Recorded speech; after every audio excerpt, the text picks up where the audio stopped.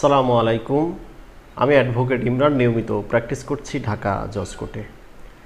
আজকে আলোচনার বিষয় হচ্ছে শুধুমাত্র একটি ধারা নিয়ে, 406 ধারা। 406 ধারা কি? বিশ্বাসভঙ্গ। শুধুমাত্র এই বিশ্বাসভঙ্গ নিয়েই আপনারা বেশি ভয়ে থাকেন। তাহলে আপনারা এত যদি ভয়ই পান, বিশ্বাসটা ভঙ্গ করেন কেন?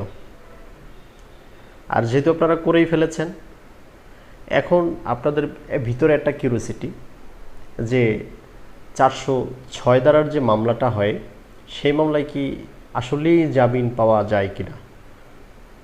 নর্মালি প্রতারণার যে মামলাগুলো হয় 406, 420 এবং 506 ধারায়, এগুলো নিয়ে আপনাদের কাছে আমার